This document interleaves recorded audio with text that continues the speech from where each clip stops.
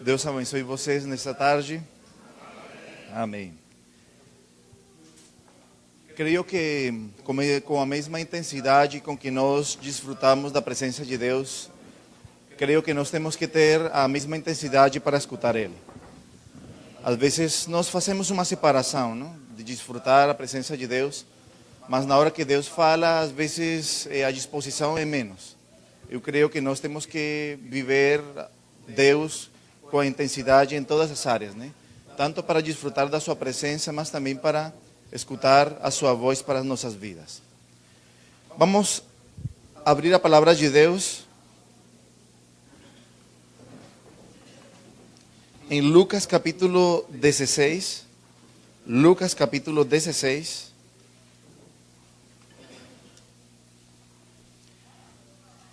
Perdão, Lucas capítulo 6. Lucas capítulo 6. E vamos ler o versículo 13.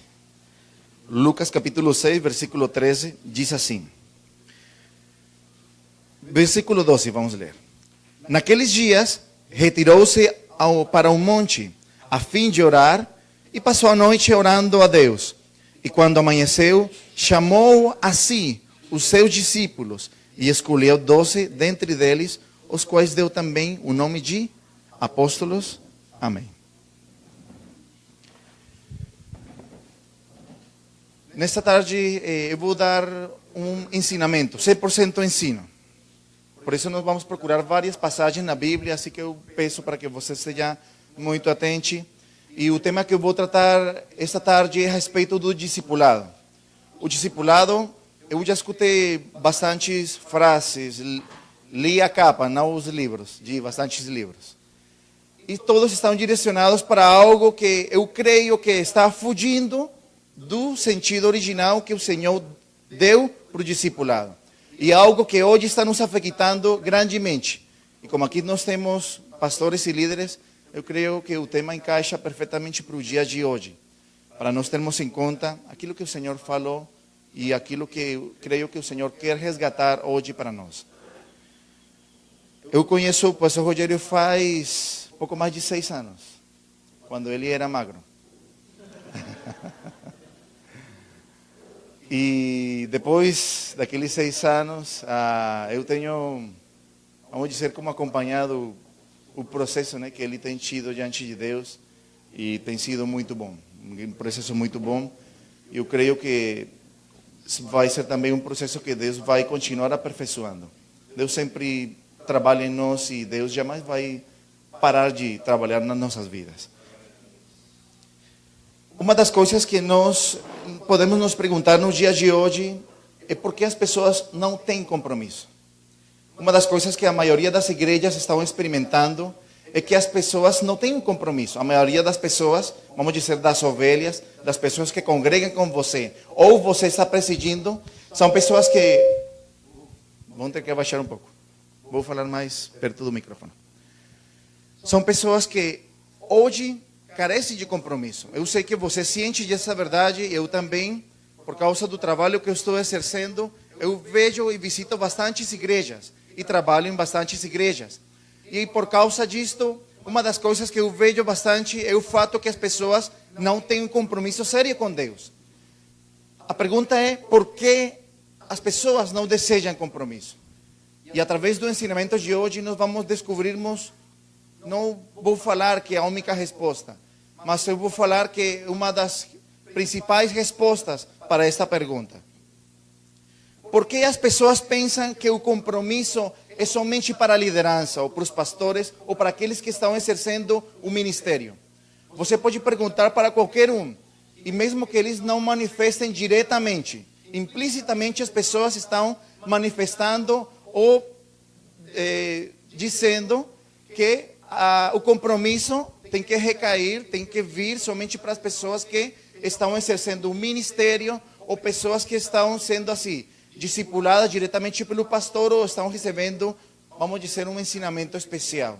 As pessoas pensam desta forma. E a pergunta é, por que as pessoas pensam assim? Aquele pensamento está gerando essa falta de compromisso nas ovelhas. Porque dizem que o compromisso é para aquele que vai servir. O compromisso para aquele que vai ser pastor, o compromisso para aquele que, vamos dizer aqui, né? No contexto de hoje, é para aqueles que ficaram hoje na frente dos PDL, PDJ e o PDI. Então, dizemos, o compromisso para eles. Eles estão assumindo, então, eles ficam com toda a responsabilidade. E aí as pessoas sentem uma liberdade, mas uma liberdade não para servir a Deus, sino para continuar com sua vida normal. Nós vamos começar respondendo uma pergunta. Quem é um discípulo? Quem é um discípulo? Esse seria o nosso primeiro ponto, essa pergunta. Quem é um discípulo? A palavra discípulo significa aprendiz. É alguém que quer ser como seu mestre.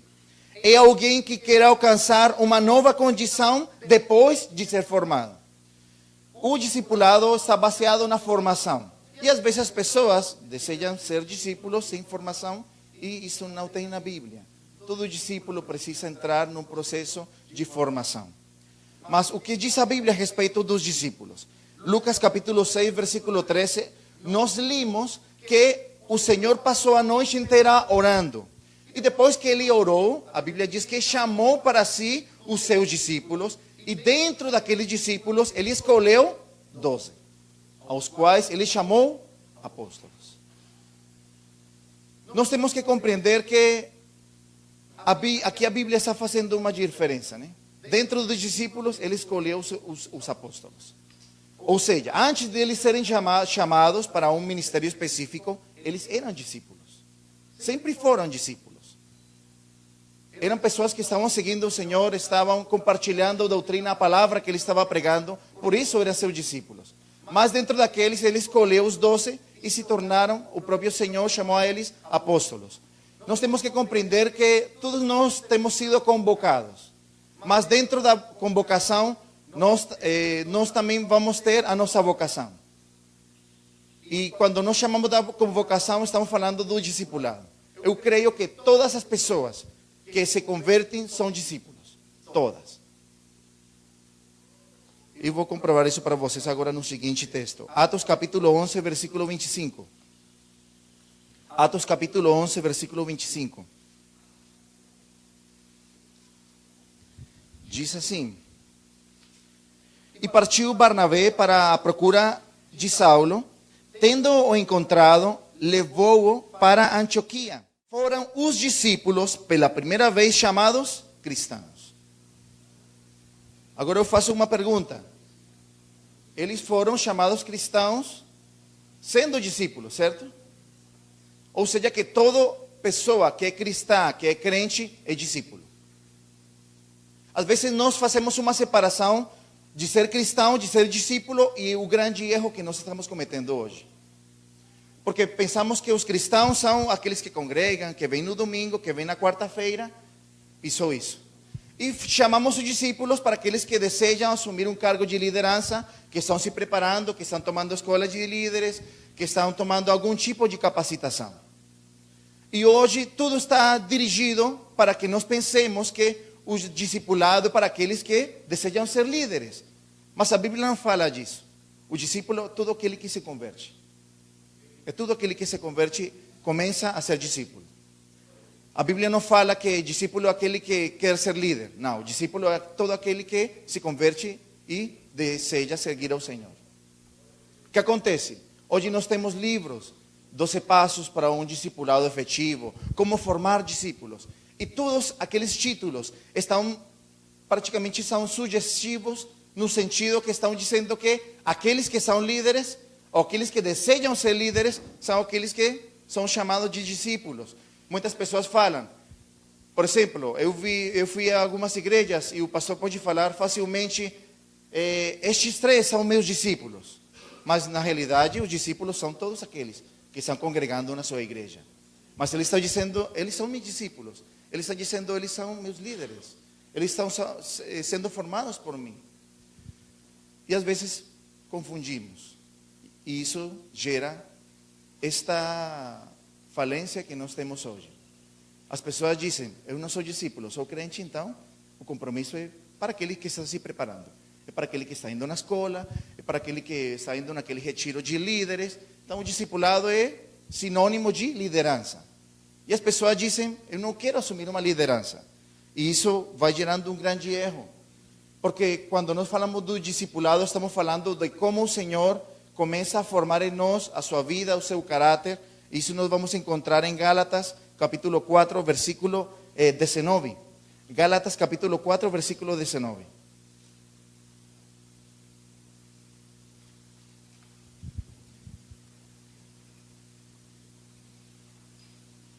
Diz assim: meus filhos, por quem de novo sofro as dores de parto, até ser Cristo formado em vós. Nós temos que compreender que a carta de Gálatas foi escrita para a igreja, né? Era uma carta que tinha que ser lida na congregação. Não era uma carta para a liderança. E Paulo está dizendo que estava sofrendo dores de parto até que Cristo fosse formado neles. Na igreja estava falando. Portanto, o compromisso é para todos nós. E o fato de nós sermos mudados à semelhança de Jesus é para todos nós. Não somente para as pessoas que estão desejando desenvolver um ministério ou ter um cargo de liderança. É para todas as pessoas. A carta foi dirigida para a igreja. A igreja é em Galácia. E Paulo estava dizendo, eu sofro até que Jesus Cristo seja formado em vós. Quando nós falamos disto, estamos falando já de uma formação. Toda pessoa que chega e se converte precisa de uma formação. Uma formação na sua vida, no seu caráter, na sua forma de pensar, na sua forma de agir, na sua forma de sentir. Deus vai mudando tudo. Tudo. E essa formação está dirigida para todas as pessoas. Todas as pessoas precisam passar por esta formação. O que acontece hoje? Hoje nós precisamos de um discipulado diferenciado. Uma das coisas que vai gerando dificuldades em nós é que nós não temos um discipulado diferenciado. Às vezes nós estamos dando o mesmo alimento para todo mundo. Isso também faz dano para a congregação. É preciso que cada pessoa, segundo o seu chamado, segundo o momento que está tendo com Deus, também ela possa receber uma palavra, uma alimentação específica. E nós vamos ver como o Senhor fez isto, e foi muito claro o Senhor a fazer isto na Bíblia. O que acontece quando as pessoas não têm instrução? As pessoas cometem erros.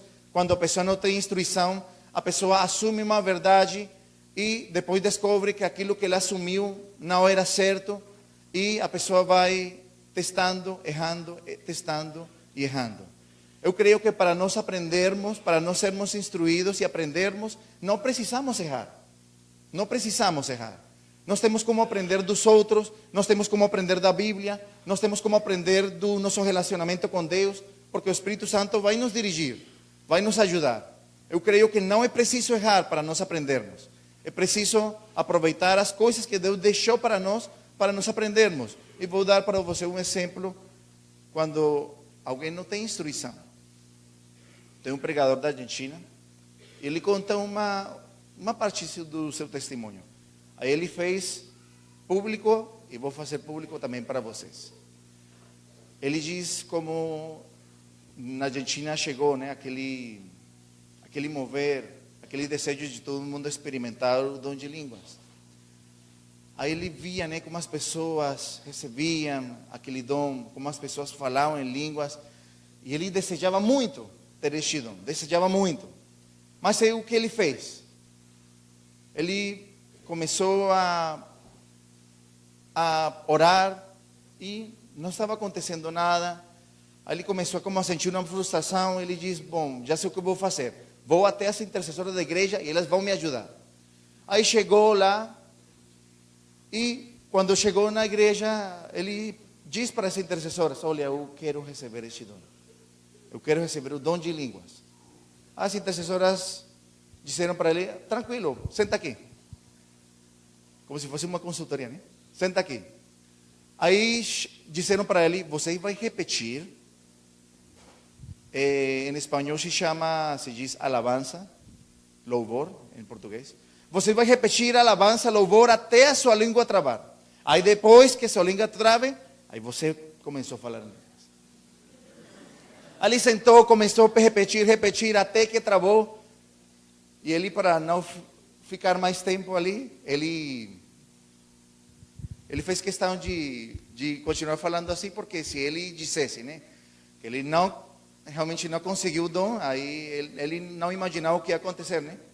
Você sabe que as intercessoras daquele tipo, até que a pessoa não receba isso, não para, né?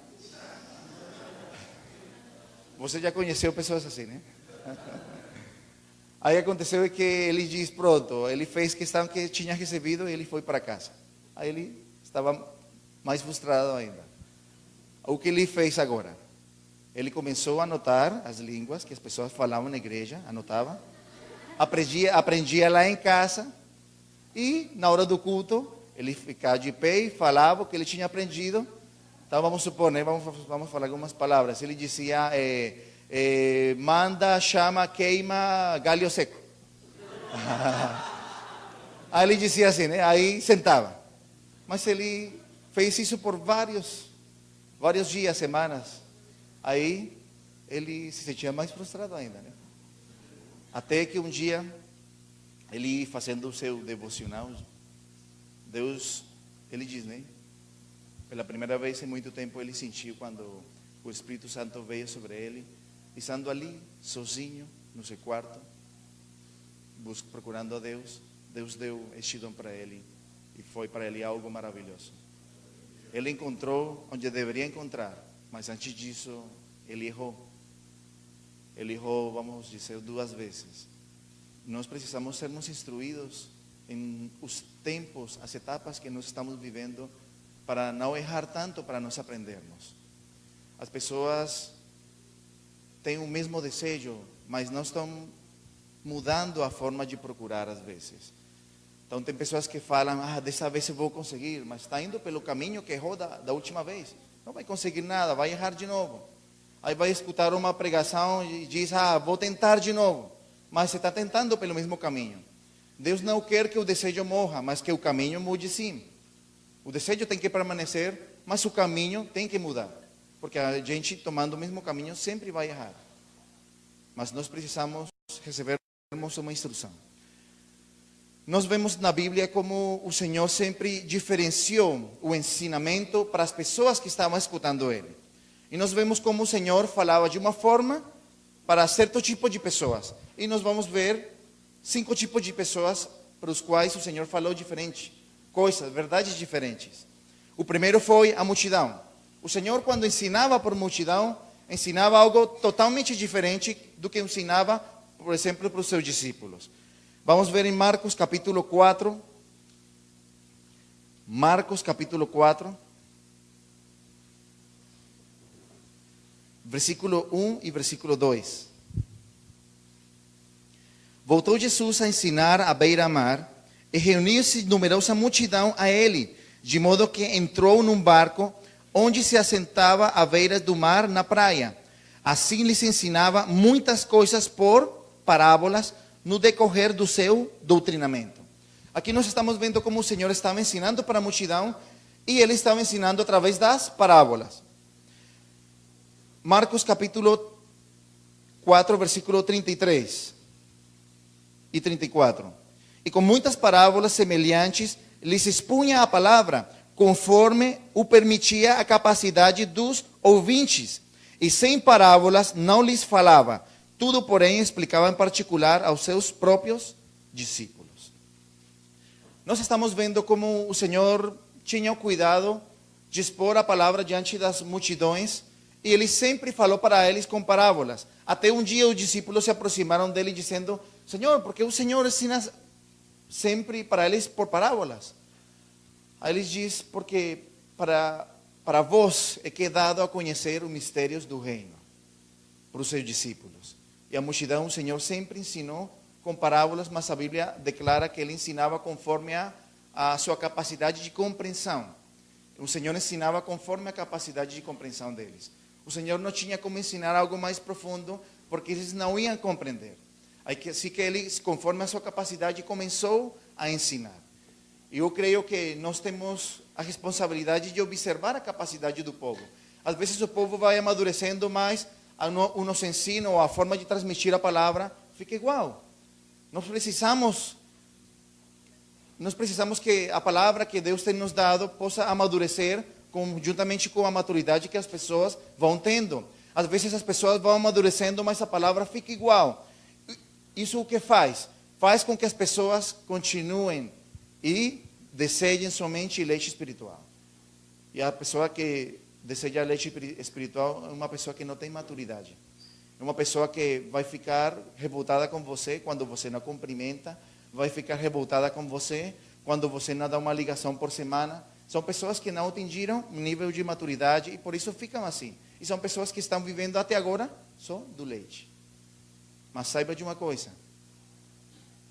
O fato que as pessoas vivam a vida do leite pode ser a nossa culpa também. Porque as pessoas vão crescendo e a nossa palavra tem que ir crescendo também. Nós temos que perceber a capacidade que as pessoas estão tendo e como essa capacidade realmente vai aumentando. E conforme a capacidade vai aumentando, nós precisamos dar uma palavra especificamente para eles. Se você não muda a sua palavra, as pessoas sempre vão ser as mesmas. Pessoas que sempre vão dar os mesmos problemas, pessoas com as quais você vai ter as mesmas dificuldades. E, às vezes, o erro parte de nós. Eles estão dispostos, mas se você não dá uma palavra diferenciada para eles, você não olha para a capacidade que eles estão tendo agora, a palavra vai impedir com que eles venham a crescer em Deus. Segundo grupo de pessoas, para os discípulos. Para os discípulos. Eu tenho aqui um outro texto, eu quero ler antes de passar para os discípulos, falando a respeito da multidão. Lucas capítulo 8, versículo 4. Lucas capítulo 8, versículo 4. Diz assim: afluindo uma grande multidão e vindo ter com ele diante de todas as cidades, disse Jesus por parábolas: eis que o semeador saiu a semear. Então o Senhor sempre expôs a sua doutrina, o seu ensinamento por parábolas para a multidão, conforme a capacidade que eles tinham de ouvir. Mas o que acontece? Dentro da multidão, o Senhor já começou, né? A multidão eram as pessoas somente que ouviam, como alguém que simplesmente é simpatizante, né? Bem, ouve, mas não converte. Sempre o Senhor teve multidões, mas o Senhor começou a ter discípulos, pessoas que já começaram a atentar para as palavras dele e começaram a viver o que ele estava ensinando. E dentro dos discípulos, nós vamos ter alguns textos para respaldar isto. Mateus capítulo 13, versículo 10. Mateus capítulo 13, versículo 10.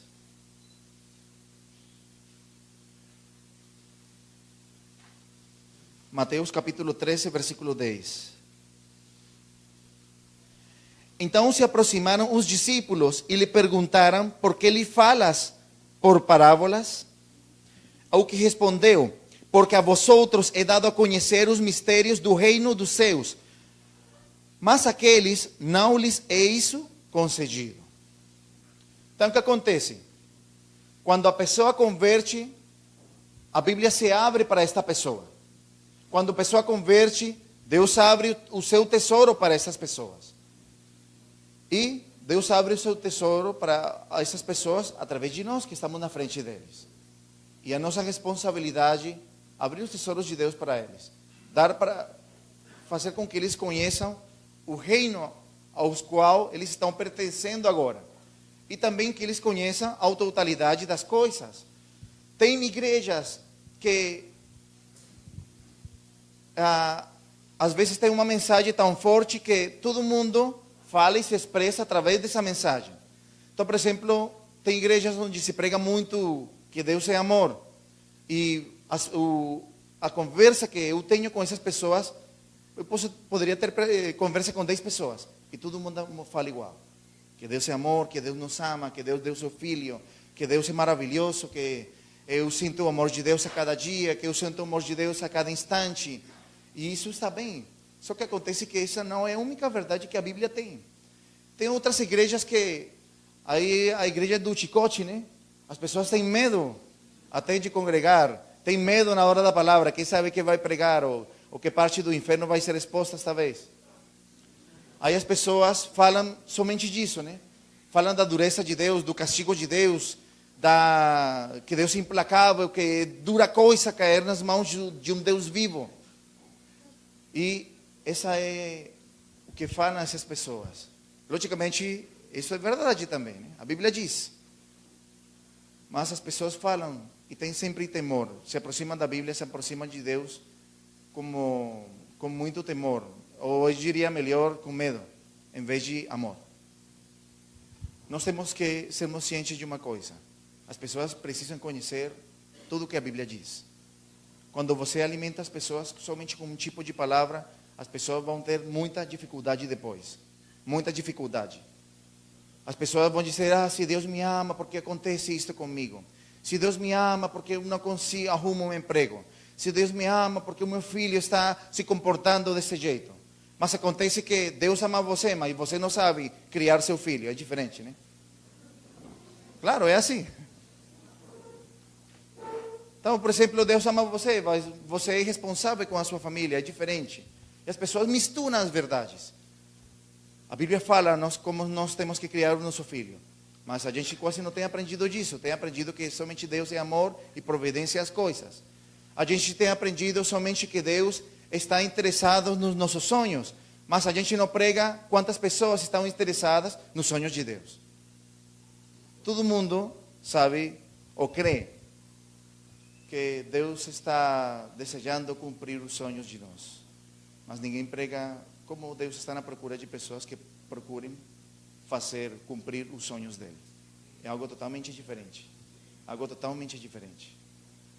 A Bíblia diz em Mateus 4, quando o Senhor foi ao batismo, naquele dia que foi no batismo, foi um dia importante. Foi um dia em que o Senhor assumiu o plano de salvação de Deus para a sua vida. Antes disso, não. Antes disso, você pode ver que o Senhor não fez milagre nenhum. Antes disso, o Senhor sempre esteve na sua casa. A Bíblia diz que ele esteve sujeito aos seus pais. E, logicamente, ele jamais pecou. Mas naquele dia, quando ele foi no batismo, foi a decisão do Senhor por renunciar à sua vida para tomar o plano de Deus para ele. Naquele dia, pela primeira vez, os céus foram abertos para ele e a voz de Deus veio dizendo: este é o meu filho amado que me compraz.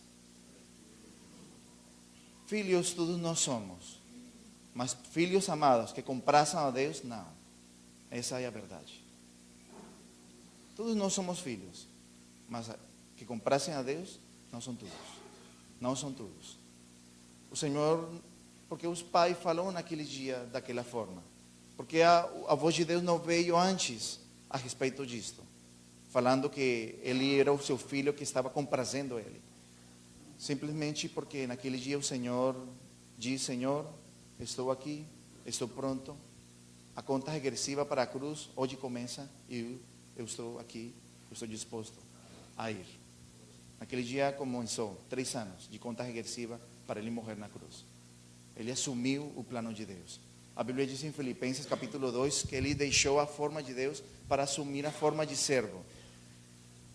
Ele fez naquele dia, né? Deixou a forma de ser filho, de ser Jesus, para assumir a forma do propósito de Deus. Nós precisamos assumir a forma do propósito de Deus, mas você não assume no momento de louvor, você não assume somente com um jejum, você assume no momento que você decidir, você assume no momento que você abre mão de uma coisa para tomar aquilo que Deus quer te entregar. Antes disso, não. O propósito você pode saber, mas enquanto você decidir, somente é um pensamento que você sabe, nada mais. Nós precisamos decidir, nós precisamos nos movimentar por causa daquele propósito. O Senhor foi até o batismo, o Senhor se movimentou até onde estava João. Ele assumiu essa forma. E se a gente não se movimenta, se a gente não decide, não adianta. Não adianta. O propósito é uma escolha que nós temos. Mas é você quem decide. É você quem decide. Marcos capítulo 4, versículo 10. Marcos capítulo 4, versículo 10.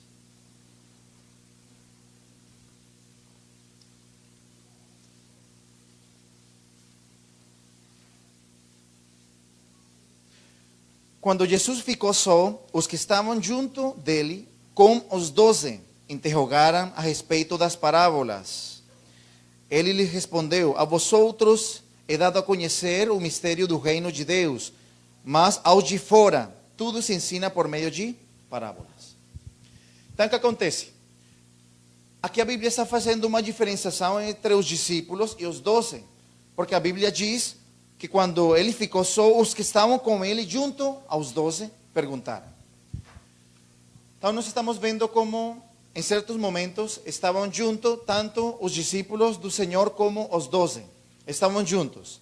Eles fizeram a mesma pergunta e o Senhor respondeu para todos eles e deu a resposta conforme a pergunta que ele estava fazendo.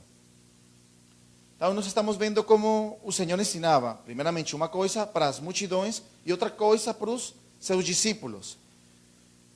E aqui neste texto estamos vendo como, quando a Bíblia fala somente de discípulos, está falando dos 12 e dos discípulos que sempre seguiam o Senhor. Mas aqui neste texto faz uma diferença. João capítulo 6, versículo 66. João capítulo 6, versículo 66.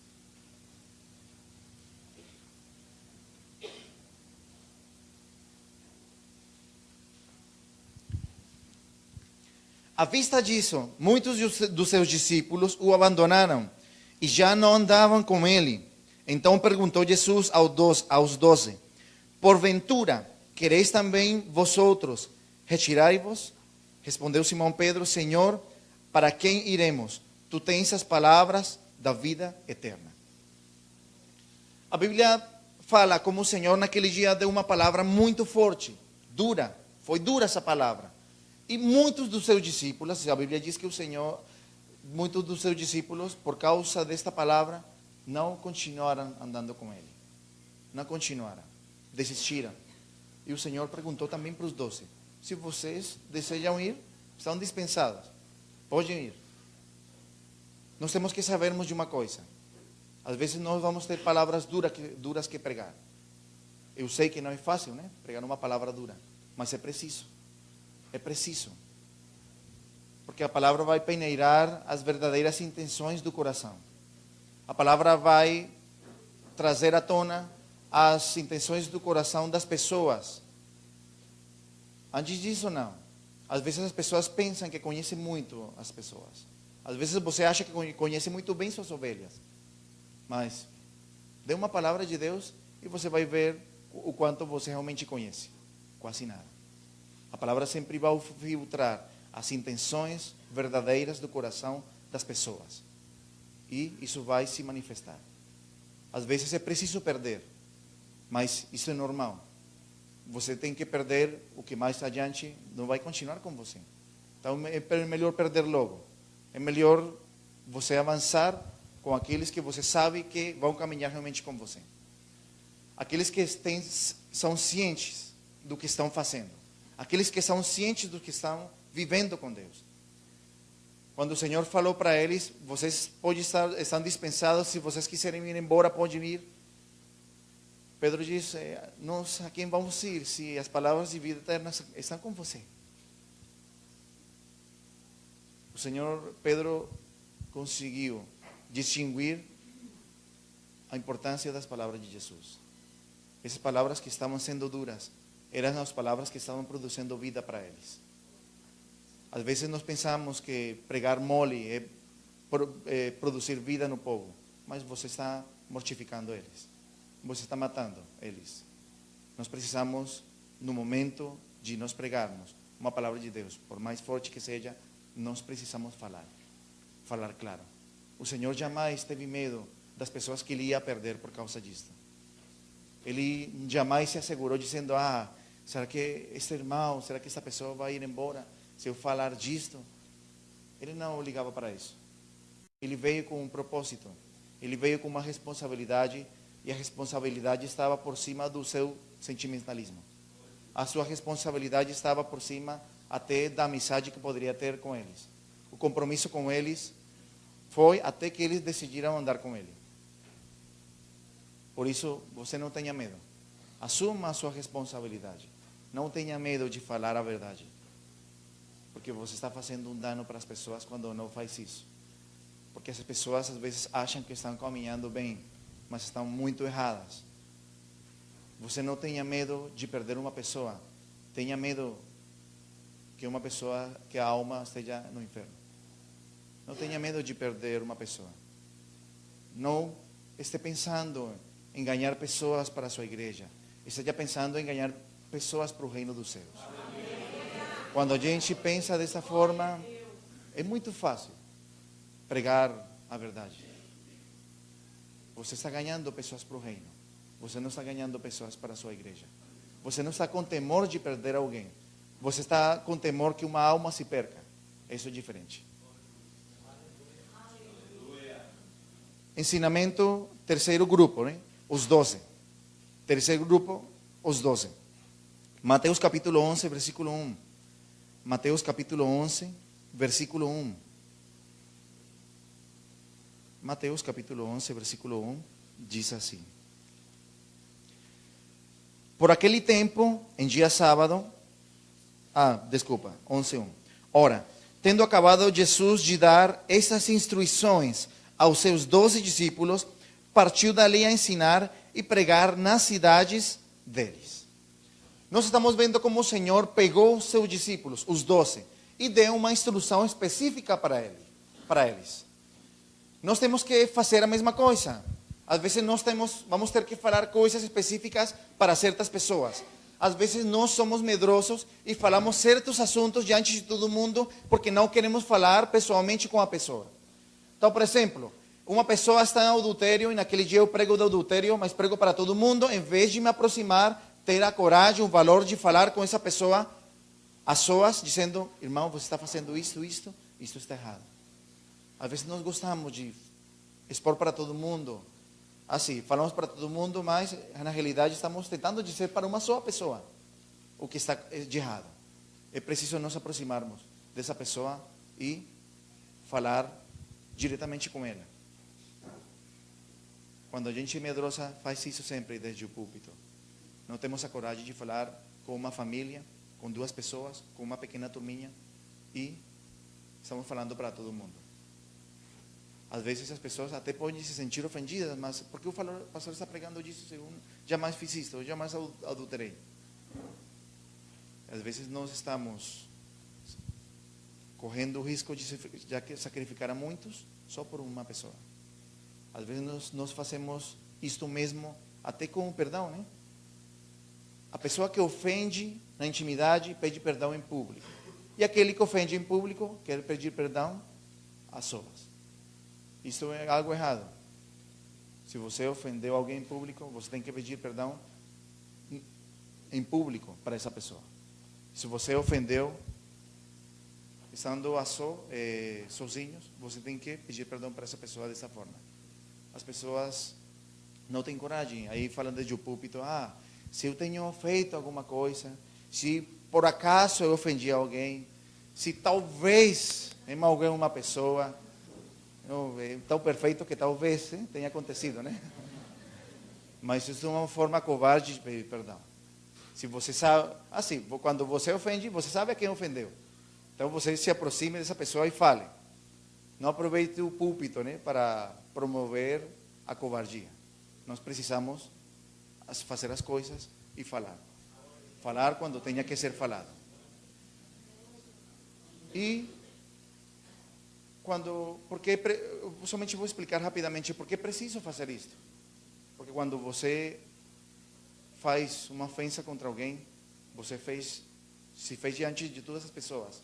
O conceito dessas pessoas vai ser o conceito que você passou quando ofendeu essa pessoa. Você pode pedir perdão estando sozinhos, mas o conceito das pessoas que ouviram a sua ofensa não mudou. E eles ainda vão continuar com o mesmo conceito. Se você diz para ele, você é o responsável diante de todo mundo, e você errou, talvez você pediu perdão, mas para o resto do mundo, essa pessoa continua sendo irresponsável. Você precisa, a Bíblia fala que isso é uma dívida. Se você desonrou, agora você precisa honrar diante de todo mundo. Porque você tirou algo dele diante das pessoas, agora você precisa devolver. A Bíblia fala, quando nós ofendemos com uma dívida. Você já leu isso, né? Pai, perdoa as nossas dívidas como nós perdoamos aos nossos devedores. Romanos, pagai a cada um o que deveis. Se é honra, honra. Se é tributo, tributo. Está falando não somente de dinheiro, mas também de um valor, uma condição. Mateus capítulo 20, versículo 17. Mateus capítulo 20, versículo 17. Vamos ser mais corajosos, amém? Eu antes não era corajoso, mas eu aprendi. Teve que aprender. Não tenho como fugir disso. Um dia, um estudante tinha ofendido uma das professoras nos intensivos que nós ensinamos. Aí eu não estava a cargo, mas a pessoa que estava a cargo foi lá falar a respeito disso. A primeira reação de mim foi: eu fico fora disto, vou ficar aqui no meu canto, eu não vou lá. Eles resolvem o problema sozinhos. Mas aí veio aquela coragem de dizer: não vou ser mais covarde. Eu fui lá, eu quase nem falei, somente esteve presente, para que eles souberam que o que eles estão falando é o correto e que eu estou apoiando. Às vezes a pessoa não precisa falar, mas estar presente. Então, por exemplo, quando um filho vai ser corrigido, às vezes o pai deixa essa responsabilidade para a mãe, às vezes tem que estar os dois juntos, para que o filho saiba que a correção não está vindo somente da mãe, é dos dois. Porque senão o filho vai ter a consciência que a mãe é a malvada e o pai é o bonzinho. Quando você tenha que corrigir, corrija com as pessoas que tenham que estar presentes. E vice-versa, né? Para que... e vice-versa. É preciso isso. Quando seja preciso corrigir alguém, uma ovelha, é bom que, se é preciso estar o pastor, a pastora, uma parte da liderança, é bom. Para que a pessoa saiba que ele está sendo corrigido pela liderança da igreja, não por uma pessoa. Ele está sendo corrigido pela Bíblia, não por uma pessoa só. Porque a pessoa pensa: o pastor não me quer, o pastor não está comigo, o pastor sempre está acima de mim. E a pessoa acaba tendo algo contra o pastor. Mas na realidade está tendo algo contra Deus, porque ele está corrigindo pela Bíblia. Mateus capítulo 20, versículo 17. Diz assim: estando Jesus para subir a Jerusalém, chamou à parte os 12 em caminho e lhes disse. Então o Senhor chamou à parte e fez uma confissão para eles. A confissão que ele tinha que ser morto, mas ao terceiro dia ele ia ressuscitar. Portanto, o Senhor compartilhou algo profundo com eles, algo a respeito da caminhada dele, algo a respeito do que ia acontecer com ele. Realmente, quando as pessoas vão tendo, assim, dentro da convocação, vão tendo a sua vocação, realmente nós podemos compartilhar coisas mais profundas com eles. E quando falamos profundas, não estamos falando somente de doutrina, mas também a respeito da nossa condição. O Senhor compartilhou com ele seu coração naquele momento. Compartilhou o que ia acontecer com ele. E às vezes, todos nós precisamos disso, né? Às vezes nós precisamos ter alguém com o qual compartilhar algo que nós estamos sentindo, algo que nós estamos passando. Mas isso depende de você. Jesus compartilhou algo com os discípulos, os 12 que ele mesmo formou. Se você não tem ninguém para compartilhar o que você está passando, é problema de você. Esse problema você mesmo gerou. O próprio Jesus compartilhou a condição que ele ia viver com os 12 que ele mesmo formou. Você e eu, às vezes, não temos com quem compartilhar porque não temos formado ninguém. Ter medo não forma pessoas. Sermos medrosos não vai formar pessoa nenhuma. Saiba discipular, falar, sermos sinceros com as pessoas. Isso vai gerar pessoas de confiança para nós. Às vezes você fuge dessa responsabilidade e mais na frente você não tem nenhuma só pessoa com a qual compartilhar a sua condição. Não tenha medo. Faça a obra de Deus. Faça a sua parte. E você vai ver os frutos também depois. Há uma grande diferença entre nós sermos bons pastores, bons líderes, ou líderes bons ou pastores bons. Os bons pastores discipulam. Os pastores bons, somente passam a mão, mas nunca confronta a pessoa. Nunca confronta. E isso é um grande erro que nós temos que fugir dele. Marcos capítulo 3, versículo 14. Só um versículo mais para respaldar o ensinamento para os discípulos. Marcos 3, 14.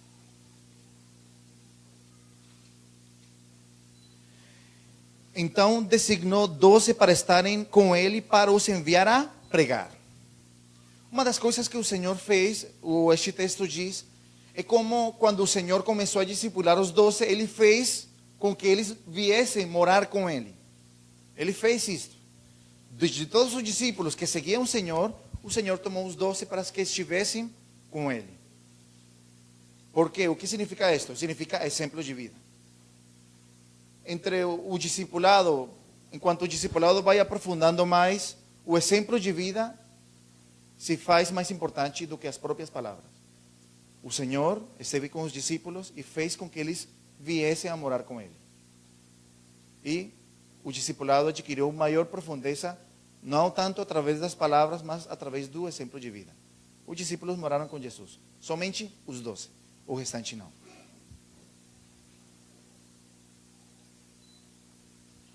Vamos avançar rapidamente. Seguinte grupo, os 3. Nós sempre temos alguns textos da Bíblia onde fala como o Senhor sempre levou a parte 3 dos 12, né? João, Jacobo e Tiago. Os 3. Mateus capítulo 17, versículo 1 e versículo 2. Tiago? Pedro, Tiago e João. Isso. Obrigado. Pedro, Tiago e João. Mateus capítulo 17, versículo 1 e versículo 2. 6 dias depois, tomou Jesus consigo a Pedro e os irmãos Tiago e João e os levou em particular a um alto monte. Nós estamos vendo aqui uma profundidade diferente dentro do discipulado. Uma diferenciação dentro destes 3 a respeito dos 12. E dos 12 a respeito dos discípulos e dos discípulos a respeito da multidão. Mateus capítulo 26, Mateus 26, versículo 37 e versículo 38. E levando consigo a Pedro e aos 2 filhos de Zebedeu, começou a entristecer-se e angustiar-se. Então lhes diz: a minha alma está profundamente triste até a morte. Ficai aqui e vigiai comigo.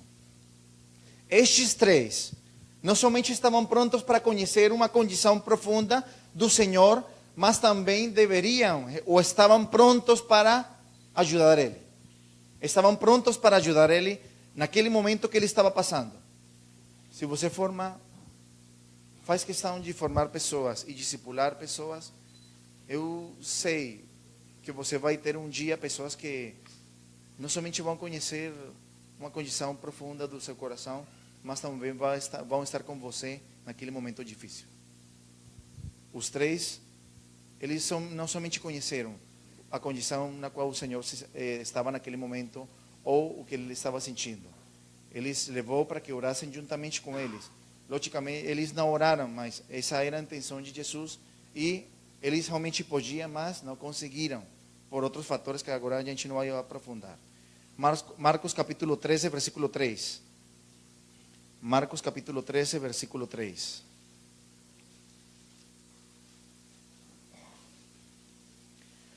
No Monte das Oliveiras, de frente do templo, achava-se Jesus assentado, quando Pedro, Tiago e André lhe perguntaram em particular. Aqui nós vemos uma pergunta particular, né? Quando o discipulado vai aprofundando cada vez mais, saiba que as pessoas vão ter também uma liberdade em perguntar coisas específicas para nós. As pessoas vão ter uma liberdade em perguntar coisas específicas para nós. E por último, nós temos a João. João foi a pessoa mais próxima do Senhor e a pessoa que foi o discípulo mais próximo do Senhor, e portanto ele também receber um discipulado diferenciado. Tenho um texto aqui, João capítulo 13, versículo 23 ao versículo 25. João 13, versículo 23 ao versículo 25. Ora, ali estava conchegado a Jesus um dos seus discípulos, a quem ele amava. A esse fez Simão Pedro sinal, dizendo-lhe: pergunta a quem ele se refere. Então aquele discípulo, reclinando-se sobre o peito de Jesus, perguntou-lhe: Senhor, quem é? Nós vemos como João, por causa da proximidade que tinha do Senhor, era a única pessoa que poderia fazer uma pergunta uma pergunta assim. O Senhor já tinha declarado que ele ia ser traído. E as pessoas, os discípulos, começaram a se perguntar: serei eu, serei eu, serei eu? Mas Pedro fez sinal para João para que ele perguntasse. Por que Pedro não perguntou ele mesmo? Porque era uma pergunta que ele não tinha liberdade de fazer. Mas João sim. Ele fez questão para que João perguntasse isto. E João perguntou e o Senhor respondeu de forma clara. Quando nós discipulamos, quando nós compreendemos que cada pessoa precisa de um discipulado, e de acordo com o ministério que a pessoa vai tendo, vai sendo discipulada a respeito daquele ministério, a respeito daquele propósito, e dessa forma você vai gerando pessoas, discípulos para Deus, discípulos para o reino, pessoas sadias. Também chega um momento em que você vai ter pessoas muito próximas de você. E neste momento nós estamos vendo João. João foi a única pessoa que poderia ter a liberdade ou o direito de fazer uma pergunta assim para Jesus. Foi ele e unicamente ele. E os outros também sabiam disto. Os outros também sabiam disto. Ele teve assim a proximidade, uma proximidade tão grande que ele conseguiu fazer uma pergunta assim. Nós temos aqui, a Bíblia fala de 5 tipos de pessoas e 5 discipulados diferentes para cada pessoa. Nós precisamos diferenciar a forma como nós estamos discipulando as pessoas, a palavra que nós estamos trazendo para cada tipo de pessoas. E terceiro e último ponto, já para concluir, para quem nós formamos discípulos? Para quem nós formamos discípulos? Para quem nós formamos discípulos? João capítulo 1, versículo 35. João capítulo 1, versículo 35.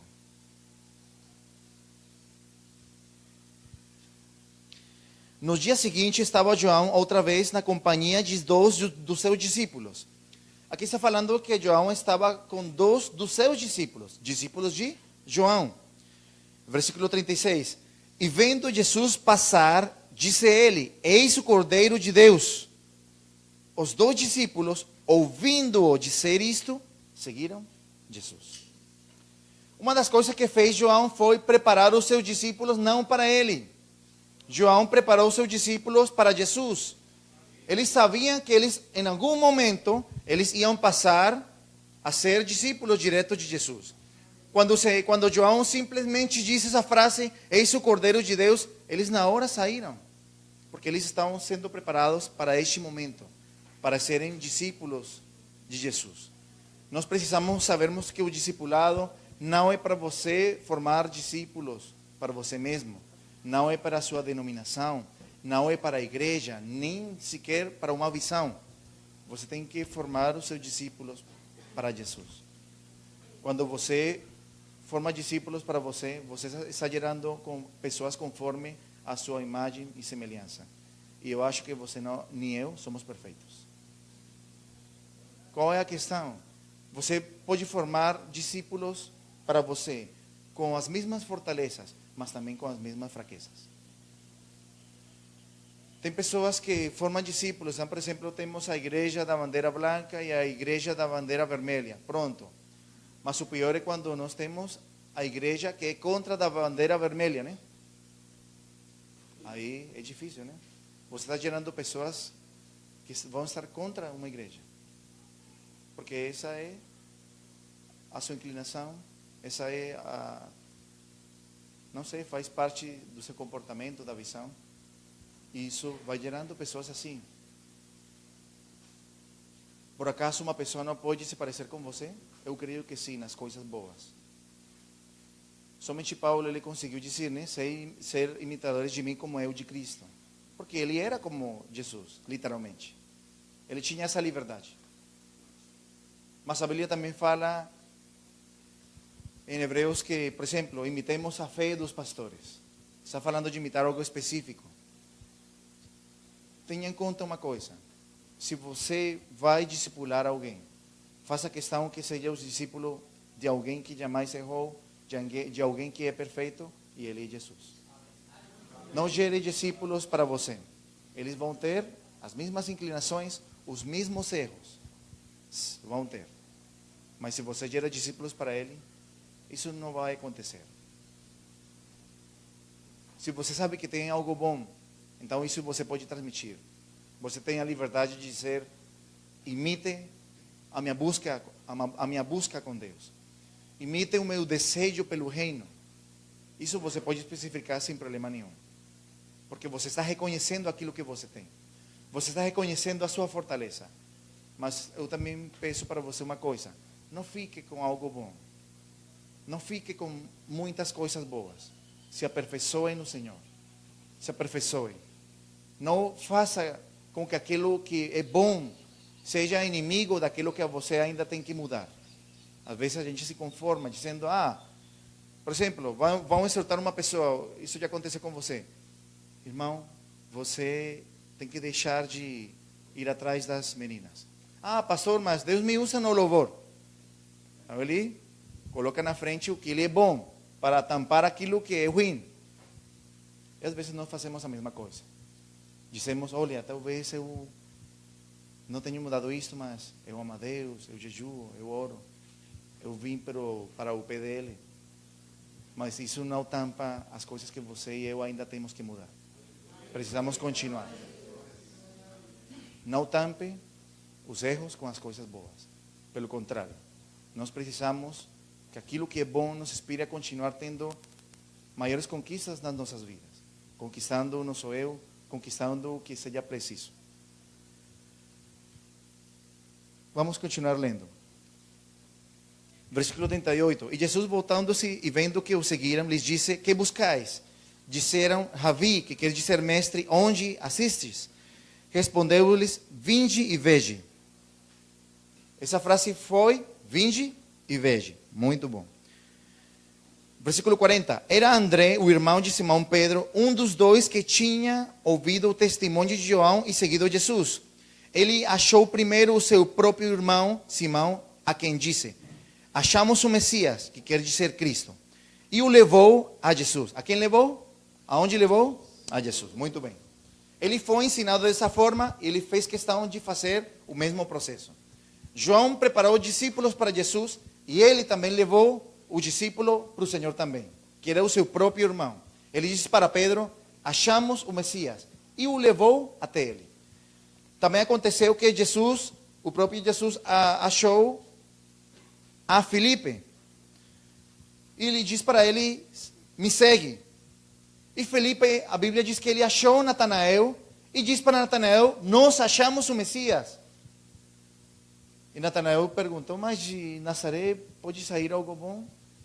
A única coisa que Filipe diz para ele, venha e veja. Venha e veja. E Natanael foi. O verdadeiro discipulado é este. Quando você leva as pessoas para o nosso grande discipulador, que é Jesus. Quando você não leva, isso traz problemas, traz dificuldades. Mas quando você forma discípulos para Ele, é tudo maravilhoso.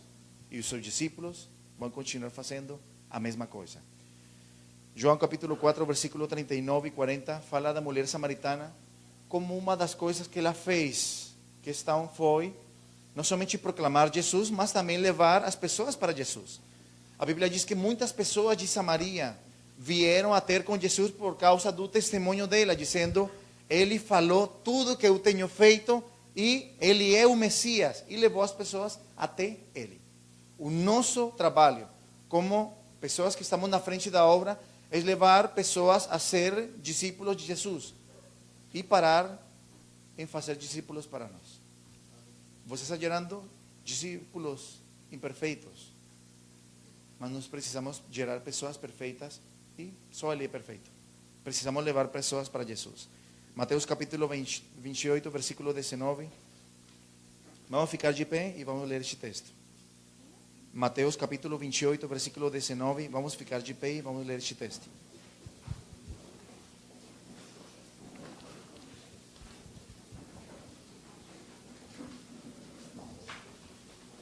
Diz assim: Ide, portanto, fazei discípulos de todas as nações, batizando-os em nome do Pai, e do Filho e do Espírito Santo, ensinando-os a guardar todas as coisas que vos tenho ordenado. E eis que estou convosco todos os dias até a consumação do século. Deus estava com eles, por quê? O Senhor diz: vão para todas as nações, façam discípulos, porque eu vou estar com vocês sempre. No discipulado, o Senhor sempre vai estar conosco. Na hora de nos discipular pessoas, de nos formarmos pessoas, o Senhor vai estar conosco também. E uma das coisas que o Senhor falou para os seus apóstolos é: vai fazer discípulos. Ele não falou: vai e faça pessoas simpatizantes do Evangelho. Vai e faça pessoas que frequentem às vezes a igreja. Ele diz de forma muito clara: faça discípulos em todas as nações, e eu vou estar com vocês todos os dias até a consumação do século. Creio que nós precisamos hoje decidirmos. E você sabe as decisões que você tem que tomar, né? Você sabe as condições na qual a sua igreja está, e você sabe a qualidade de pessoas que você está levantando até agora. Mas você também sabe a oportunidade que hoje tem de fazer o melhor para Deus, a partir dessa instrução. Discípulos somos todos nós.